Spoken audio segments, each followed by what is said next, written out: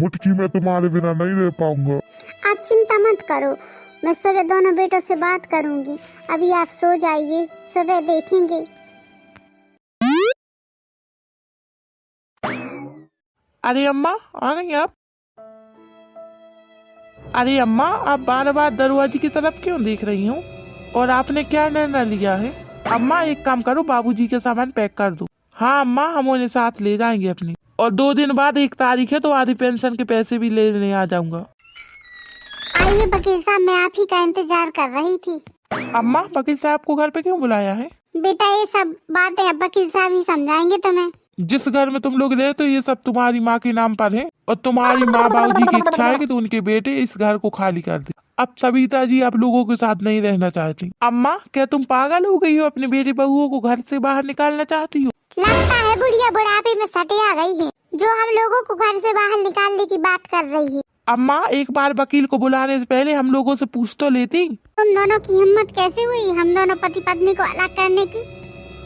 अपना फैसला हम लोगों के ऊपर थोपने से पहले सोचा था तुमने? तुम चारों ने फैसला ले लिया कि अपने माँ बाबूजी को अलग अलग कर दें और हमसे एक बार पूछना जरूरी भी नहीं समझा।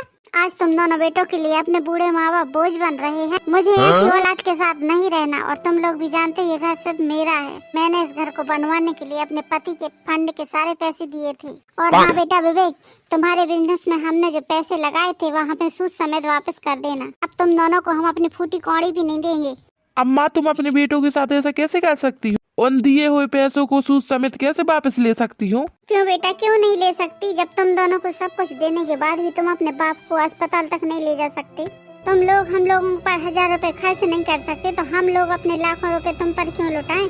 माताजी मैं आगे के कागज तैयार करवाता हूँ और तुम लोग अपने रहने का कहीं और इंतजाम देख लेना। सविता की बेटा बहू ने कभी सोचा भी नहीं था कि उनकी माँ उनके साथ ऐसा कर सकती। उन्होंने तो सोचा था उनसे सब कुछ लेकर उनसे घर का काम करवाएंगे, उन्हें नौकर बनाकर रखेंगे, उन दोनों को अलग अलग कर रखेंगे। लेकिन आज तो उनकी चाल उल्टी पड़ गई। लेकिन अगर आज वो अलग करने की ना सोचते, सविता जी कभी भी इतना बड़ा कदम नहीं उठाती। अम्मा हमें माफ कर दीजिए, आप भी इसी घर में रहिए और हमें भी रहने दीजिए।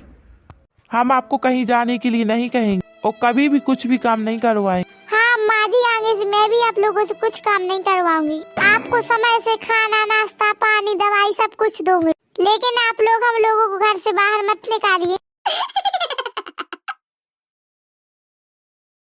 आज तो मुटकी तुमने कमाल ही कर दी। हाँ जी, हम अपने बेटे बहू को जब सब कुछ दे सकते हैं तो समय आने पे उन्हें उनकी गलती का एहसास भी दिला सकते हैं। हाँ, अगर हम ऐसा नहीं करते तो हमारे बेटे बहू को ये लगता है कि हम उनको सब कुछ देकर भी मुफ्त की रोटियां खा रहे हैं। हमें उनके एहसान की रोटियां नहीं खानी है। अपना सब कुछ होते हुए भी पूरे हक के साथ खाना है और रहना है। ये सब मैंने उन्हें सबक सिखाने के लिए किया था। आगे से उन लोगों को हमें अलग करने की या हमें परेशान करने की हिम्मत तक नहीं होगी। अब आगे से पेंशन के पैसे भी मैं उन्हें नहीं दूंगी, अपने पास ही रखूंगी। बहुत कुछ दे चुके उन्हें, कभी कभी कठोर निर्णय लेना भी बहुत जरूरी होता है, फिर चाहे अपने सामने अपनी औलाद ही क्यों ना हो।